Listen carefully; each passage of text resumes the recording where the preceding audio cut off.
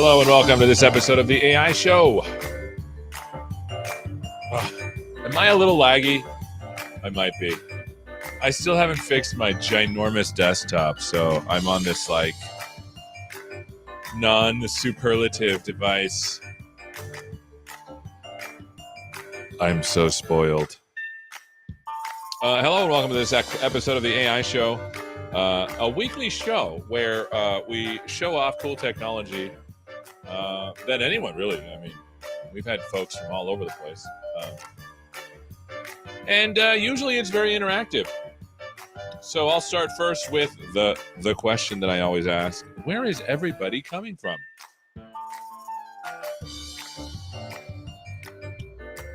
That's the first thing I do. The second thing I do is I share my desktop. Hopefully it works.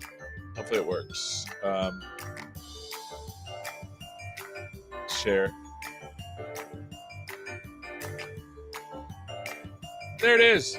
And usually I write things on the whiteboard here, on the whiteboard to tell everybody what we're doing. But this time, it's not the regular whiteboard, and I don't have my Wacom tablet. It's just not hooked up. I think I figured out what's wrong with it. I think it might be the motherboard, because I noticed a while back that the internet wasn't working on it when I wired up, and that's probably messing it up. Today. Pretty excited about this. We have Wenxin and Jacqueline. And I can't write really well. Wenxin and oh man. Oh. This is so substandard. RAI, responsible AI, but with standard models for text plus vision. That's what we're doing. And then number two, get back to our Rochambeau project. I can show you what it is and download it and get it going again. All right, so where's everybody coming from? Let's take a look at that. Brazil. Welcome, my friend. Got to see the name here. Douglas. Man, old. I need like binoculars. So I have what's called a confidence monitor. It's this thing right here. It has a camera and a glass, and I can see, but it's really hard. All right, Farhad, welcome from Turkey. So glad to have you, bud. I need to go to Turkey. I've heard only delightful things about Turkey. Sweden. Oh, there's a conference in Sweden called DevSum. I have promised that I would go to it, and I need to keep that promise. I promised the organizer in front of his daughters that I would attend, and I am going to keep that promise. Kenya, welcome. Delightful country. From London, that place is fantastic. If I could live anywhere in the world other than where I'm living now, London would be one of them. Yeah, welcome. Love to hear where everyone's coming from. Excited to be here. And like I said, I'm sorry if it is not as crisp as it usually is. I'm using a laptop right now, which makes it kind of not very good. But having said that, it's always a delight to be here. We've lined up some pretty good episodes on how to be responsible. So before we get to that, I thought we'd talk about today is a special day. If you do not know, in the United States, we celebrate a day called Juneteenth. That is today. If you don't know what Juneteenth is, I thought I would just bring it up here, and we can look at what it is together. So I'm going to bring this over here. Juneteenth. It's actually a federal holiday here in the United States. Let's look it up on Wikipedia.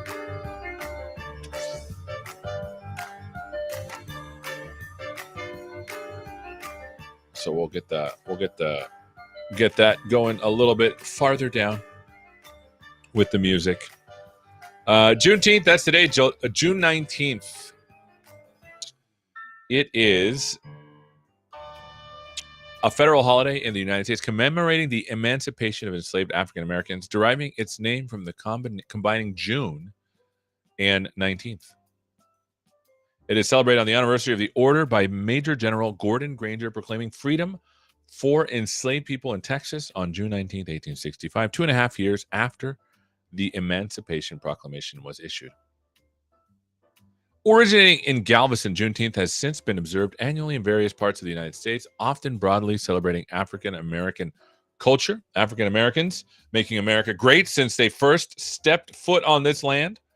The day was first organized as a federal holiday in 2021 when President Joe Biden signed Juneteenth National Independence Day Act into law.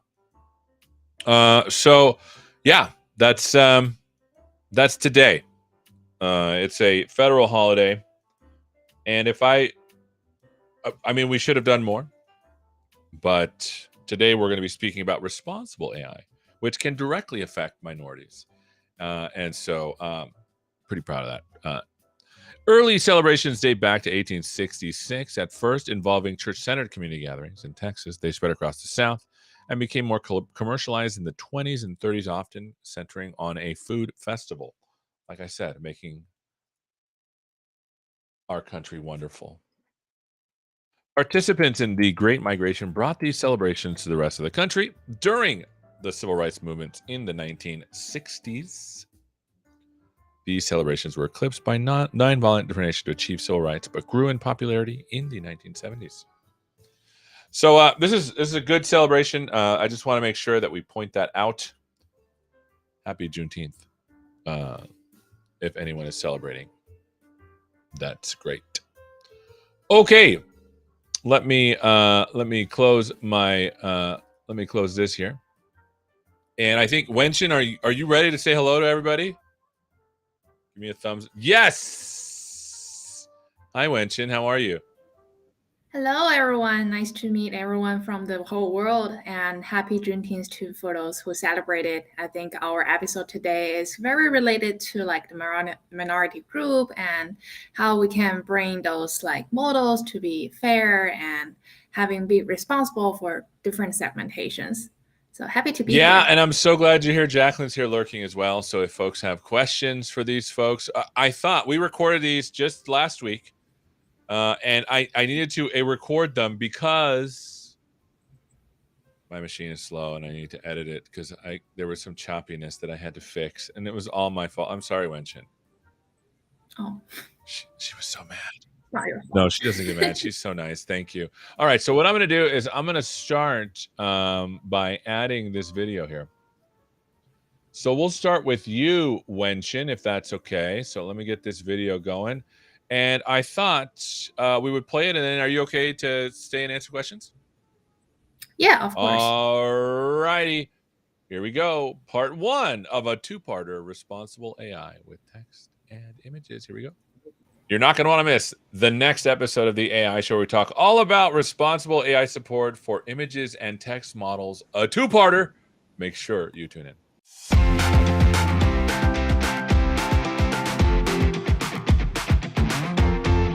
Hello and welcome to this episode of the AI Show. We're talking all about responsible AI support for images and text models, a two-parter, one for text, one for images. I've got my friend Wenxin. How you doing, my friend? Tell us who you are and what you do.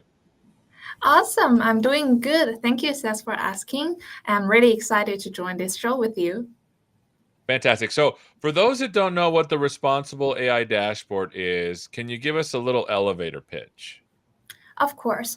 The Responsible AI Dashboard is a single pane of glass that brings different open source tools such as error analysis, model explanation, and fairness metrics all together in Azure Machine Learning.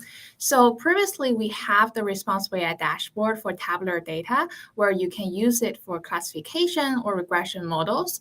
And now we are expanding the support to models trained on image and text data for different scenarios like image classification, object detection, and text classification scenarios. That's amazing. And so can you give us a little summary of what that might mean? I have a slide here. Yeah, so like imagine you are working on an object detection model. You may encounter issues like misalignment of bounding boxes, object overlap, or spurious correlations. Or when you are working on like a text classification model, the model does not focus on right parts of the text to make prediction. In this case, the new dashboard can then help you to identify, measure, and mitigate this issue with our rich visualizations, metadata support, and also enable the entire human-in-the-loop debugging experience. That's cool. And so this is what all of this new stuff that we're talking about, all of this rich visualizations, metadata support and ingestion, really, this is all part of the new stuff. Is that right? Of course. And as you can see here, we also adding the new interpretability for vision and text. So we are integrating the open source explanation method as shape vision and shape test, which is model agnostic. And we also developed the DRISE explanation for object detection models in collaboration with the Microsoft Research. And the entire user experience is consistent with what we have previously with the tabular data. So it's very consistent and you can debug your workflow by yourself. That's amazing. So I thought maybe we could spend some time looking at how this works. Do you have a second to do that? Yeah, of course. Here is how you can generate the RAI dashboard for text. So the dashboard is generated from Python SDK or CLI. You can bring your natural language processing model, register it via MLflow, and add this RAI text insight component to generate it. Here is an example of the demo we are going to show today. So we use the ESG text classification model as an example. So this example classifies the ESG report into well-classified topics within environmental, social, and governance practices. So this pipeline actually adding this RAI text insight component to the Hugging Face model we trained for. So now let's move to the dashboard. When we land into the dashboard, we will see the error analysis component first. This will help us find out where the model makes the most mistakes and what are the blind spots based on the features and metadata we extracted from the model, such as the positive, negative words or sentence lengths. In this case, we see that while the overall error rate is 17%. The error rate can go as high as 33% for those paragraphs that are not too long and have fewer positive words. So for the future investigation into this erroneous cohort, we can save this as a cohort and name it error cohort.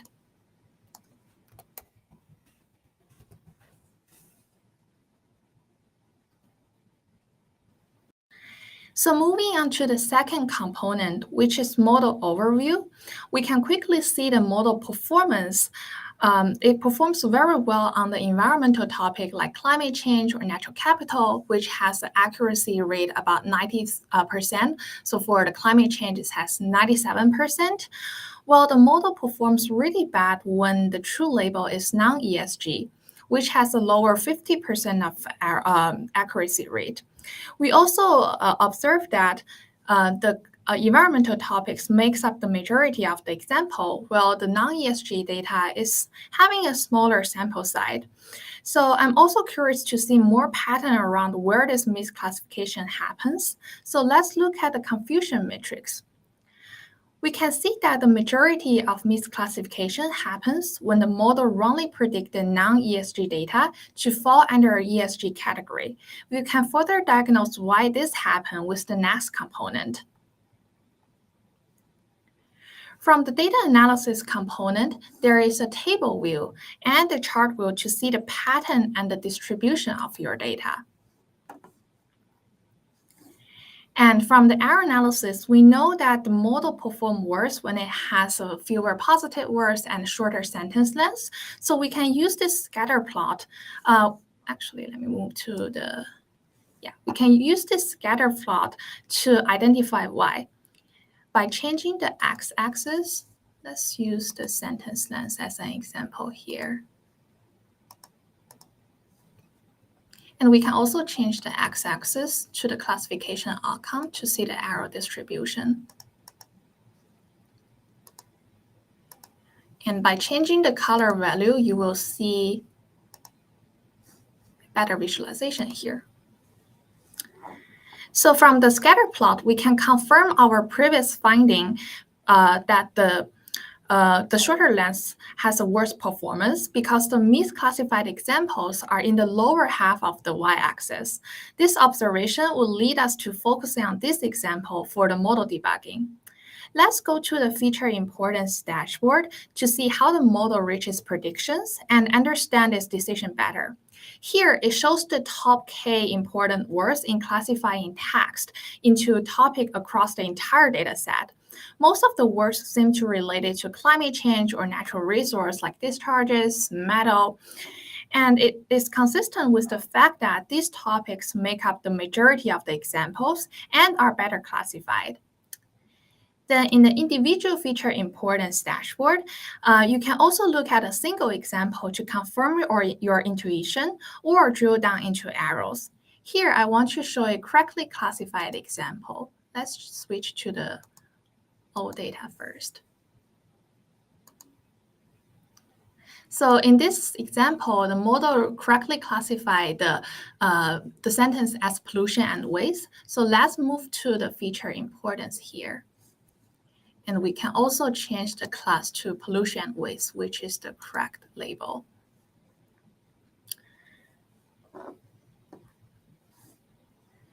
So you can see here, like the top K important words are indeed related to pollution and waste, such as like waste, recycled, reused, materials.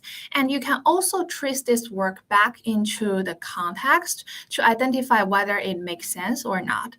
And from this example, we can see that it seems to be consistent with the prediction from the context. So this type of consistency can add to our trust of the model. And in contrast, let's look at the incorrect example by switching to the erroneous cohort first.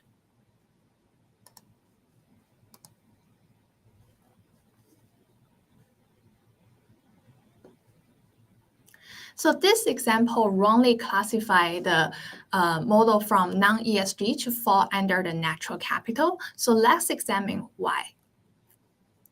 We can change this class to natural capital, which is the model prediction.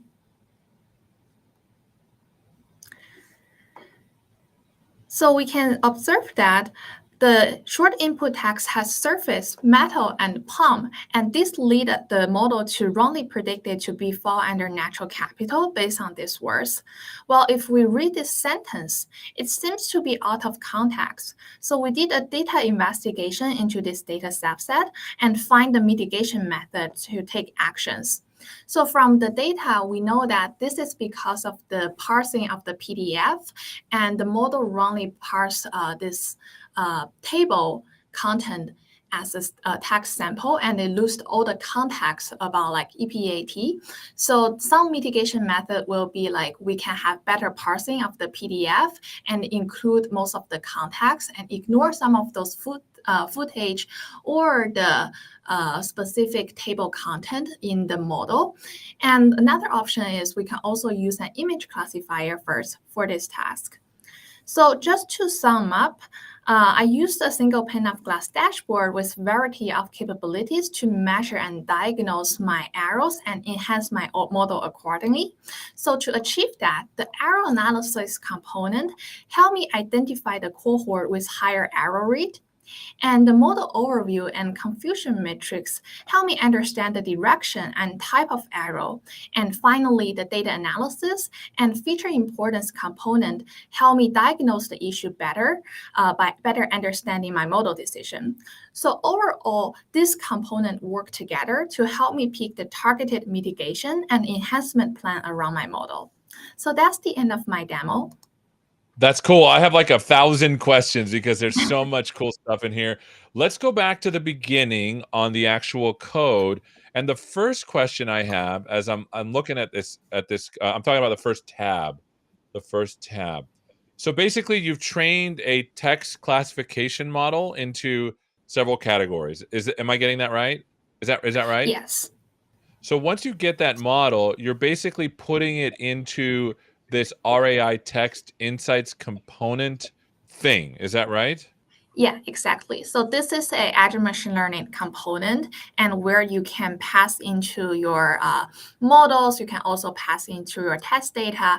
And once you are adding this text insight component, like all of the different components I just showed will be automatically added to your model and generate this REI I dashboard. see. So once you run this, then that's when you get the stuff in the second tab. Exactly. So this is what you are going to see offline. And this is a very, very clean example. Like you just need to bring your model, your data, and bring the REI text insights. Cool. And then the last thing you have is the actual output of the dashboard. Is that correct? Exactly. So after you have run this entire pipeline, finish running, you can find this in your model page, and you can go to your model page. You can see here, this is the model page.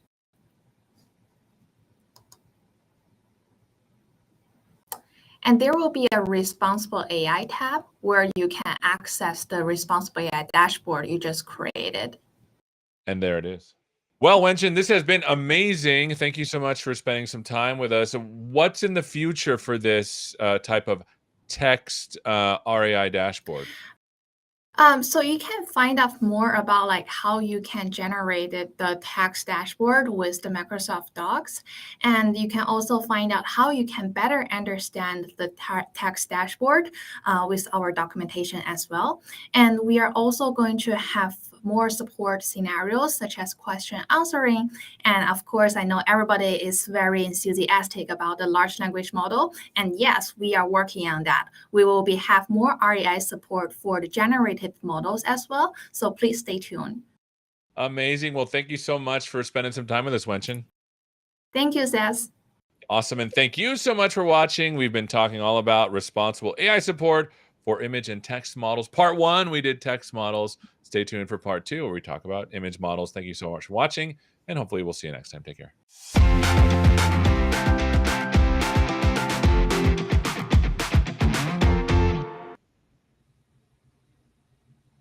All right. That was delightful, Wenxin. That was pretty cool. So hopefully you could tell that my laptop was like,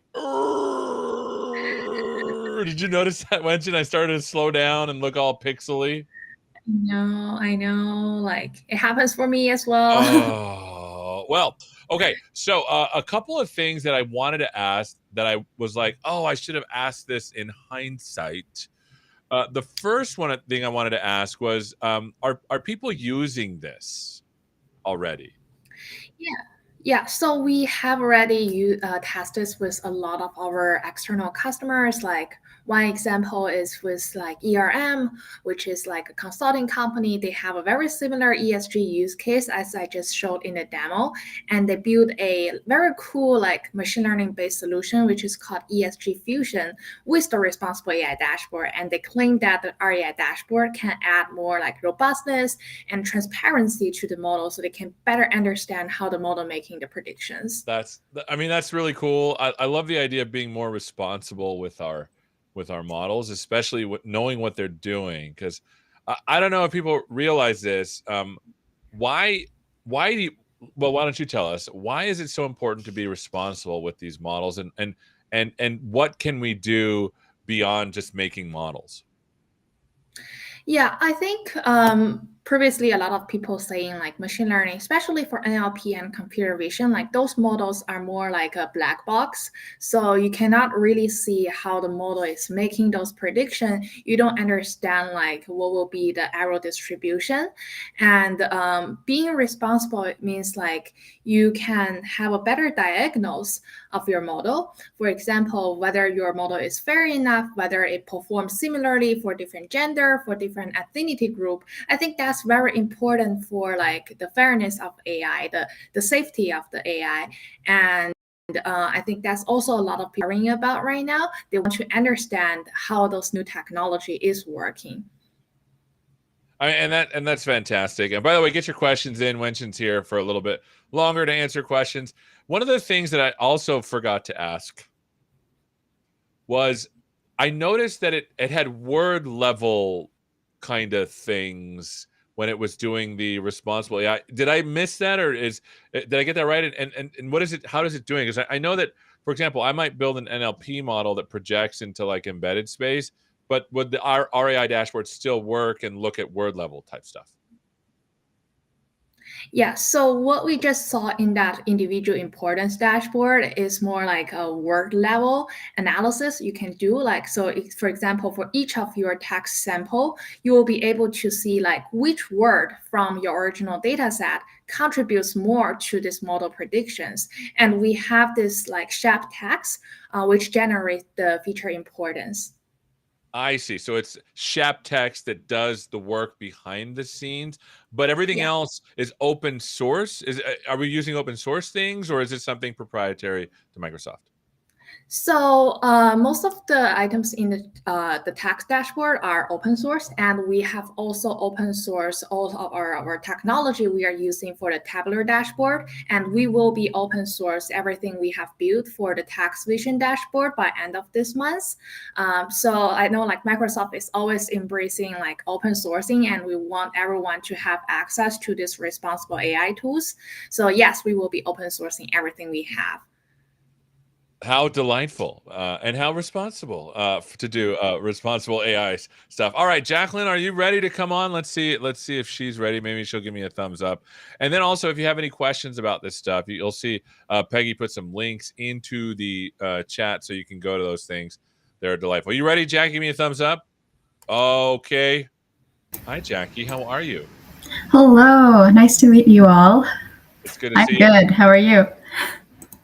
Great. All right. So what I'm going to do first is I'm going to play the video that we had, and then are you okay staying around for some questions? And For then sure. Yeah. we'll answer some questions as well. Okay, cool. So let me go here because I have to actually add the video real quick, and then we will play it. Here we go. Part 2 of the Responsible AI Dashboard, but now with images. Here we go. You're not going to want to miss the next episode of the AI Show where we talk all about responsible AI support for image and text models, part 2 of a 2-part series of the Responsible AI Dashboard. Make sure you tune in.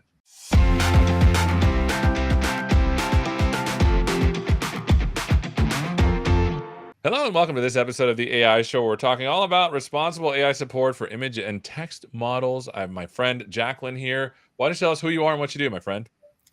For sure. Thanks, Seth. Really excited to be here. I've been working on the responsible AI tooling for object detection models, and so excited to be able to share that with you all today. Fantastic. So if you can give us, people can watch the part 1, but if you can give us a sense of what the RAI dashboard is, and then maybe what it looks like pointed to the image problem. Can you do that? For sure. So essentially what we want to do here is to really accelerate the responsible development of both text and image models, focusing on image today. And so we'll be diving into how this dashboard will be able to help ML professionals to holistically assess and debug their models for any kind of fairness issues using Azure Machine Learning's responsible AI dashboard. And that's cool. I've always found, like, how do you do that with images, though? So I'm interested in what that looks like. Can you show us a little bit about how one might go about this? For sure, for sure. All right, so what you see here is the responsible AI dashboard for image, specifically for the object detection scenario. And so I'll be showing just a quick walkthrough of how you can be identifying fairness issues in your models and data, diagnose why those issues are happening, and inform more targeted mitigations. And so here today, we'll be focusing on an object detection model's predictions on images from the MS COCO dataset, and how we can use the dashboard to debug those predictions. So Nice. The responsible AI dashboard for object detection has 3 main features. It has the model overview, data explorer, and model interpretability. And so to start your analysis, the model overview here provides a comprehensive set of performance metrics so that you can evaluate your object detection model across data set or feature cohorts. And so in the data set cohorts pane, you can view these performance metrics across all of your data and how that compares to any dataset cohort you create. For example, here I have a group of images of people with either skis or snowboards. And since I've selected the person class from this dropdown here, the table now shows the average precision and the average recall scores for detecting the person class.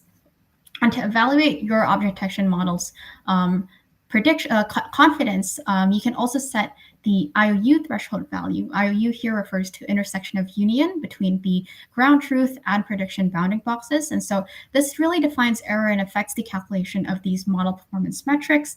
And so this can help you better evaluate your object detection model. And at the bottom, we do have metrics visualizations that provides a visual comparison of performance metrics across the dataset cohorts. And so these insights are useful because a common issue in responsible AI is that a model may have high accuracy overall, but perform poorly for certain subgroups of data. And that can result in unintended harms. For example, a face detection model can perform worse for certain ethnic groups than others. And so these failures are hidden if we only look at aggregate performance metrics and not kind of segmented into groups of data to evaluate the model. And another lens to evaluate performance is based on feature-based cohorts. And so for fairness evaluation, this is useful if you want to examine your data based on sensitive features. And the feature cohorts pane, you can automatically create a default of 3 cohorts split according to values of a feature that you specify.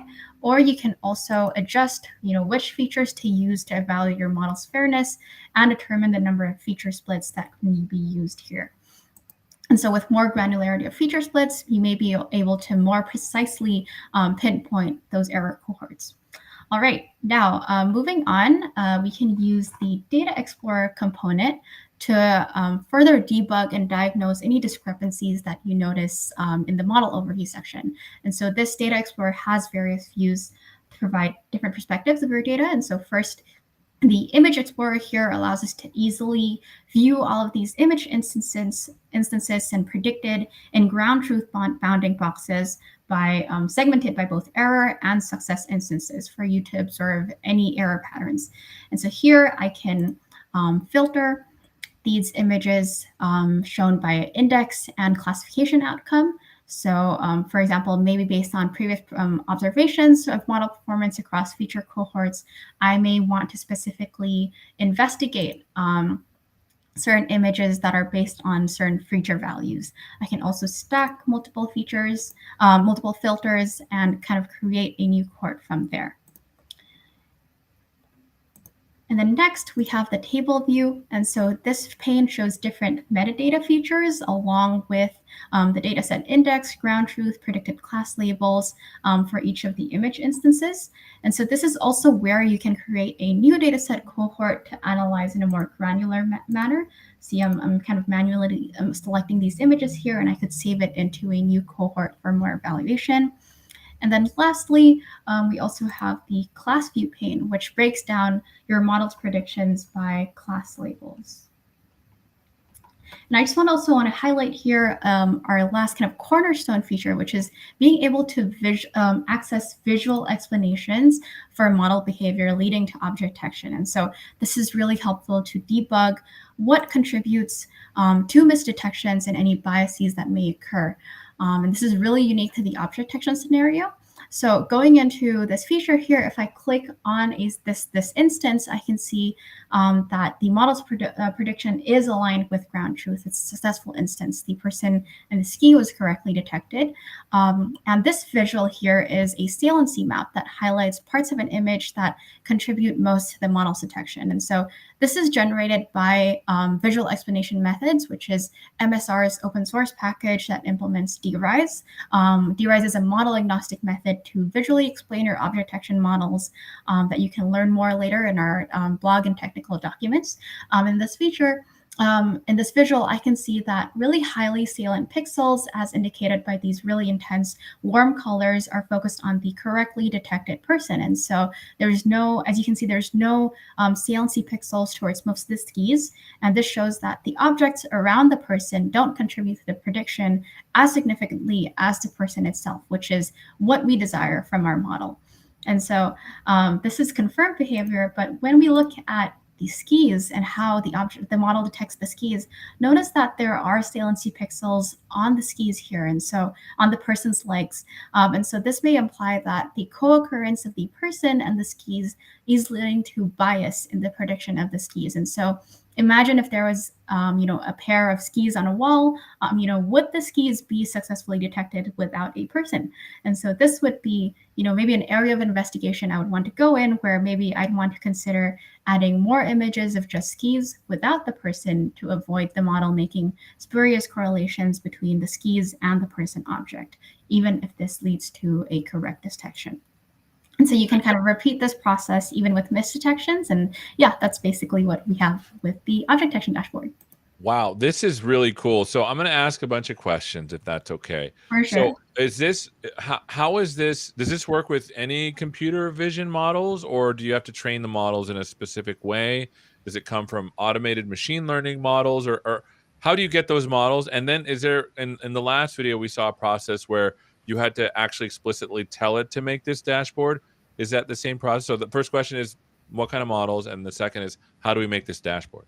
For sure. So for models, this dashboard covers both AutoML and non-AutoML models. For non-AutoML, we cover PyTorch models, so that includes Hugging Face, as well as others. And in terms of setting it up, I think that was your second question. Right. This goes to the same process as setting up a text dashboard. And so you can look into, or maybe our documentation for certain kind of other details that differentiate the two.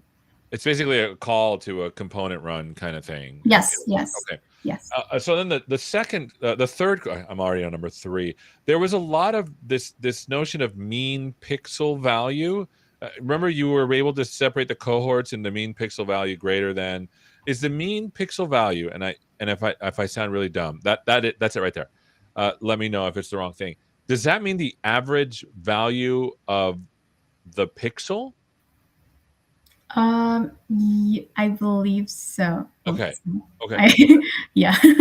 And I think that's cool. If that's the case, that's actually really cool, because it lets you look at images based on saturation to see if there's bias with darker images versus lighter images, which is, I mean, I'm not trying to say anything, but that is actually really cool. So the last thing I want to ask you, and this is probably the fun bits, is where can people go to find out more about this stuff? I know you gave me some links.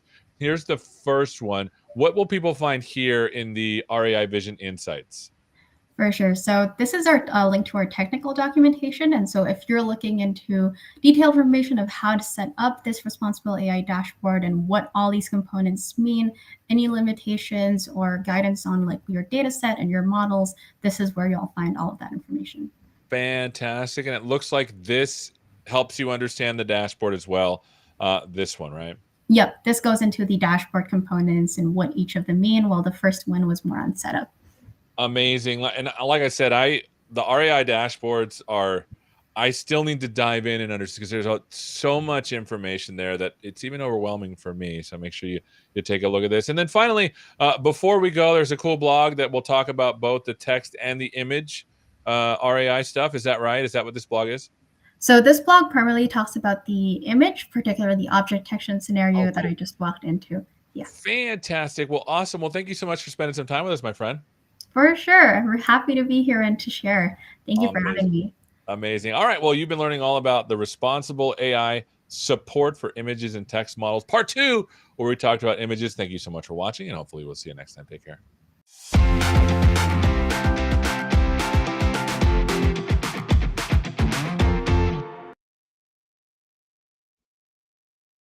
How about them apples? Good job, Jacqueline. That was awesome.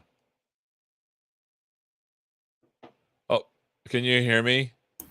Yes, I think I was just muted there. So making sure I was unmuted. But yeah, that was great to get into that. So there were actually some good questions here, and I want to put them up. So I'm going to move my window over here. So if you see me looking to the side, it's because I'm looking at the first question was, and maybe I can help answer. Are CNN architectures still the best for image classification detection, or have transformers replaced them? I haven't heard of transformers doing image stuff, but maybe I'm old. Do you have any sense for that, Jacqueline? I want to say it's by case and experimentation basis. But but I'm sure there's a lot of research and a lot of folks from Microsoft Research that can chime in on this topic. Any thoughts for you, Seth? That was such an awesome answer. That's how you know she's seasoned. This is how you know you have a seasoned consultant. They say, well, it depends. Awesome question. Yeah.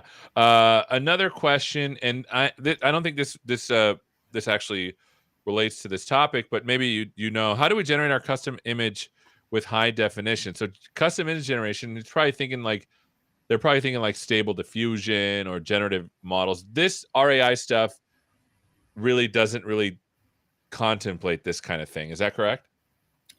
No, it doesn't really go into generative images, but a use case for this would be, say, if you had like a content moderation tool for the custom images that you're generating with generative AI, then you could be able to use this to evaluate the content moderation tool itself to see, is it really detecting the harms in your generated images as well as it should be.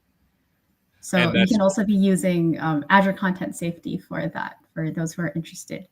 Yeah. That is amazing. Yeah. So when you're looking at generative AI, particularly with text, if you're using, Wenxin brought this up, if you're using a generative AI specifically with text, Azure Content Safety is really good at making sure that you can moderate across 5 axes, if I remember right. I might show you that later if we have time. All right, and let's see what other questions. Yeah, there was a ton of people here today. Make sure you check out the links.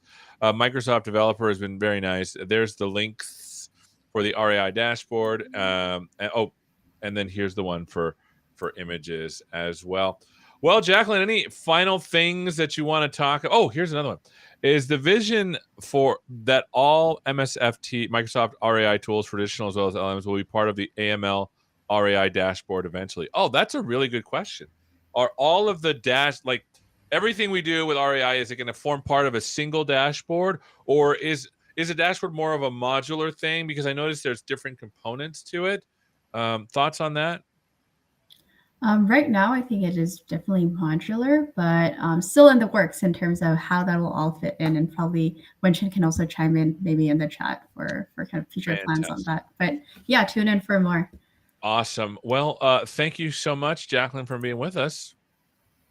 For sure. Happy to be here. All right. And Wenxin saying that eventually all of these things will be converging. But I think that's a really intelligent part of the design, that it's all modular and it's all components and you can add part of the thing. And so I think it's great. Well, thanks so much, Jacqueline. We'll see you next time. All right. Here we are. We have about 15 minutes left in the show. And I was going to do Rochambeau, but I thought that 15 minutes will probably just let me download it. And so I thought, let's go look at something here that I want to show you. And let's be helpful on the community today. And I want you to be helpful on the community today. So let me share my screen here. So I'm looking down here. Let's share the entire screen. Doop-boop. So dumb. I'm like making sound effects because yep. Okay. So what you're looking at here is this is the GitHub community.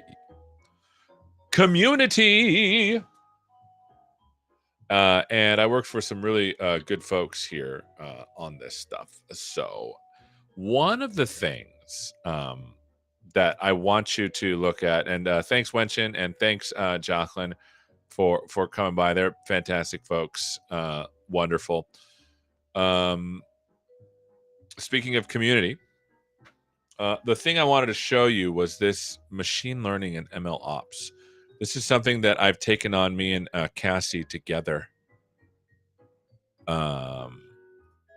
If you go to machine learning and ML ops, there's questions, and we launched this new machine learning category.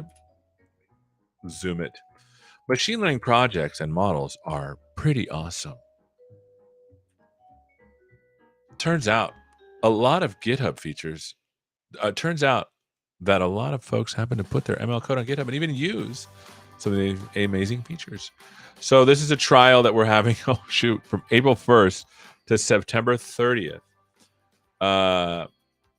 So let us know. Now, the thing about this is I want this to succeed. So it's like a trial thing. They're letting me do. They're letting me do it. And so people are asking questions already. Oh, what? Wow, what's going on here? So let's go in and answer some questions together. Most implementation, okay, faster RCN implementation, 32-bit floating point, high precision images. Most implementations are 8-bit images. I wonder if anyone has worked with this model using 32-bit floating point images. What's the use case? Have you tried it? Geospatial application. I don't know what's going on here.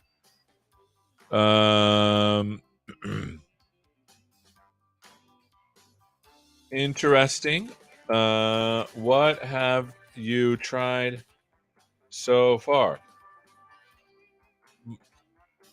My sense is that I mean, what do y'all think?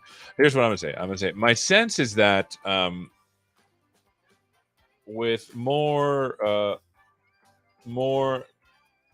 quote numbers to crunch, it will likely be slower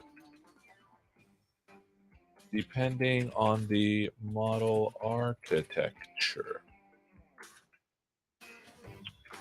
Have a repo or other things we can look at to have better suggestions? All right, we reply there. Boom.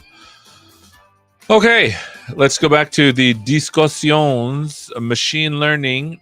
We answered that one. GitHub dataset. Here's a good one. Where can I find an up-to-date GitHub dataset? Crawling GitHub don't look good. Doesn't look like a good way for it. But this is about 2021. GitHub has an official free up-to-date version. Could be the brute data for LLMs. Check out this. Oh.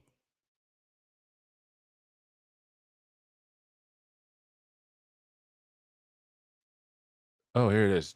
GH archive. Finding an up-to-date GitHub dataset can be a challenge, especially considering the constantly evolving nature of programming. Currently, might not be the ideal approach due to various reasons. The REST API datasets. Wow, this is great. So I'll just leave this one alone. Looks like the community's got that one.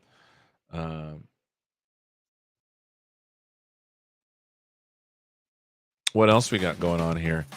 Installing some libraries. That's simple. Collab, copy labs at Unity file. Oh, looks like this one. We're going to mark this as an answer. Good job. Well done. Nice. Beautiful. So yeah, I'm trying to make this the community thing. Is this a machine learning thing? TensorFlow. Here we go.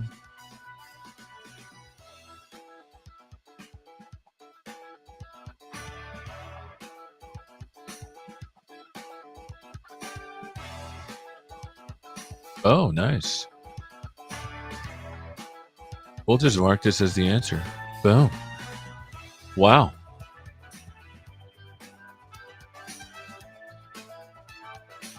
Oh, see?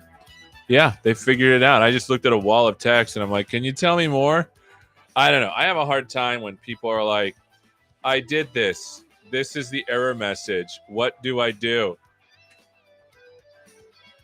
By the way, some folks said hello, and I want to say hi to you all. Looks like we had from Dublin, howdy doodle. We did show the links. Someone asked for some responsible AI dashboard links, and we did that. Евгений, привет, как дела? Все хорошо сегодня? Hi from Lima, Jamie. Jaime, if it's from Peru. Hello from Dublin. Howdy doodle. It's good to see you. Nigeria Delta State. Welcome. We did that question. Hello, Adnan. It's good to have you here, my friend. Thanks for coming. From Pakistan, thank you for coming. Delightful. Hi. Love from Nigeria. And then obviously we have Genescu number 7. Hello, Dr. Ibrahim from Gaza and Palestine. Hello, my friend. Welcome. Cool. All right. So let's go back. We answered that one. Let's go learn AI code. Let's see what we got here. I want to build an AI. How do I make AI for control on? I want to build in AI. How do I that and how to make AI fully controlled on the app?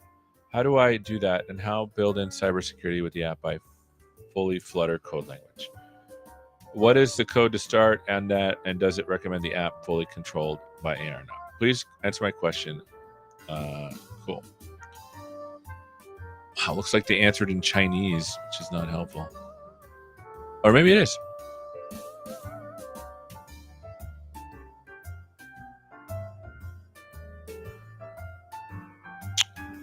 This is, wow, man. People are so freaking helpful. I love this. Wow. Well done. This is cool. Now, if you're reading this, you're like, wow, they don't speak. Their writing is bad. They probably, it's not their first language. So props to writing this in English. I mean, imagine if I had to go in and write something in Chinese. I think this is Chinese. Yeah, it's Chinese. If I had to write something in Chinese, I would sound like this, but in their language. So, I mean, kudos. That was awesome. They probably could have written it in their language, and we could have translated it too. So, okay, so we got that one. Learn AI. Okay? Here's another one. Using Google Matcha base from Hugging Face for combining several charts. Currently, okay. I am currently thinking of building a prototype for my USP course that allows me to combine several charts into a single chart and to compare. I have 3 charts, each with GDP per capita over time. I want to overlay charts into one and ask which one grew faster.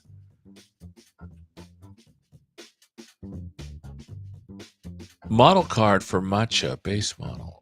Matcha defines 2 times per day. Chart. Sorry, you can't see this. Let me make it bigger. There we go.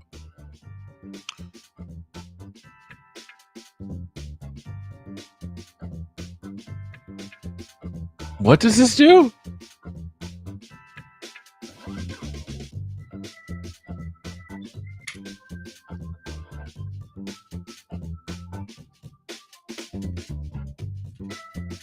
Visual language data such as plots, charts, and variety. However, state-of-the-art vision language models do not perform well on these data. Propose Matcha, math reasoning, chart de-rendering featuring to enhance visual model. Jointly modeling plot construction, numerical reasoning.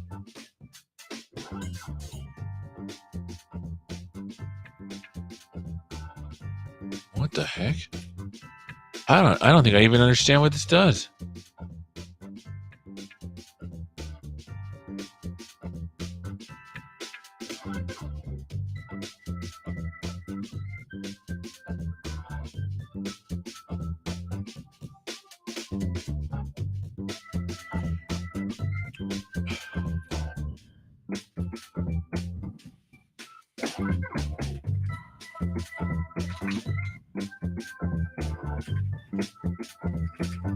Is the goal to take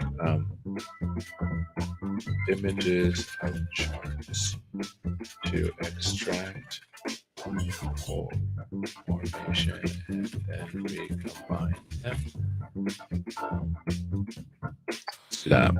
Sorry, I have not answered that one in a while. Okay. Oh, here's another one. Artificial intelligence. I am writing a project on a CNN-based handwritten number. I need help. I need the source code. Let's see what we got here.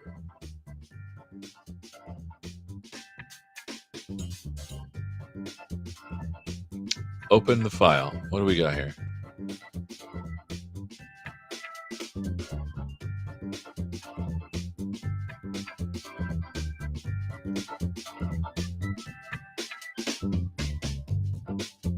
Wow, this feels old. When was this written?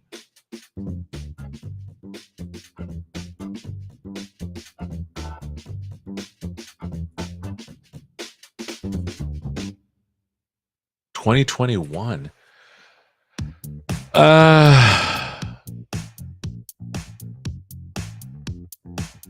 On CNN, SVM was proposed. Is this like a? By the way, let me zoom in because it's probably hard to see. Do. There we go. There we go. Why? I don't understand why you would do this. What? I thought CNN just did this. All right. So let's go back and see. Let's just do this. MNIST PyTorch. Here's the example. Image classification using components. Let me go back here.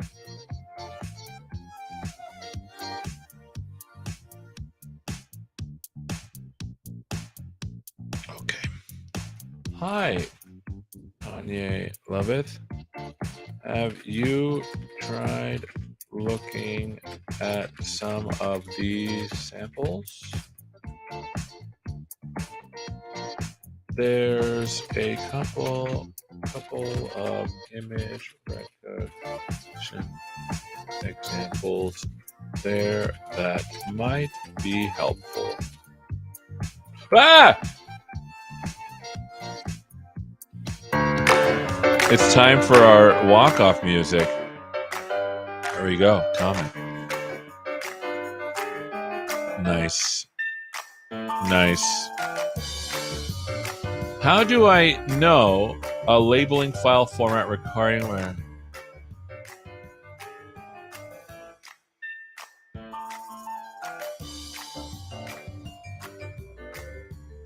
I'll mark this as the answer.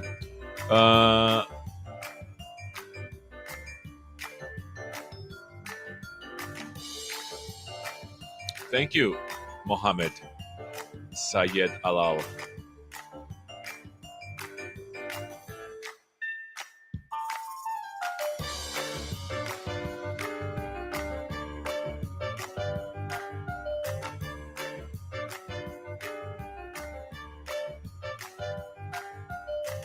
Okay. Oh, looks like this person.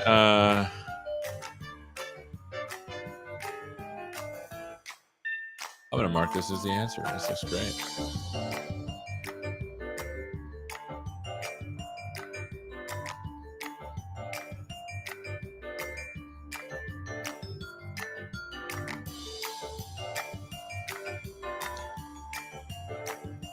Can I mark multiple answers?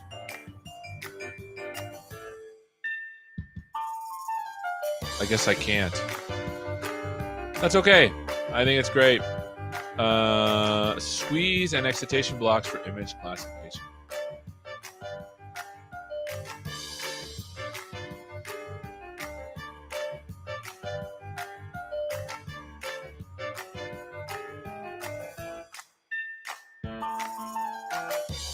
We'd have to go down.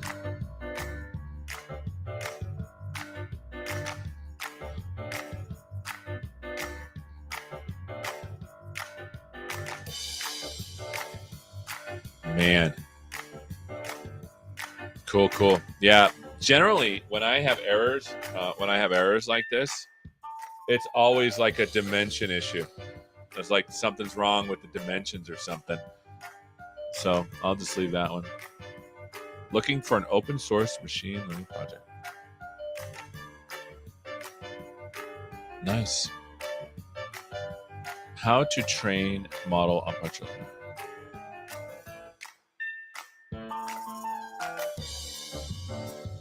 Jeez. We might have to do this. Let's see, stable diffusion. Stable Diffusion GitHub.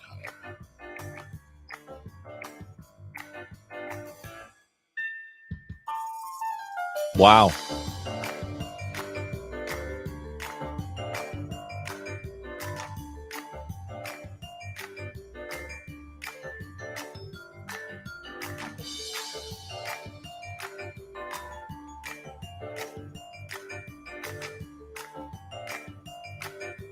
We should try downloading this one day and just trying to.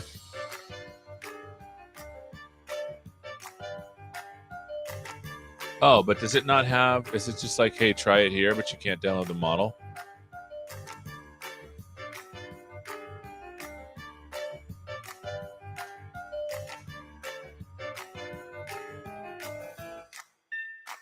Well, looks like we're out of time for this week. 9:32. I'm already over by a little bit.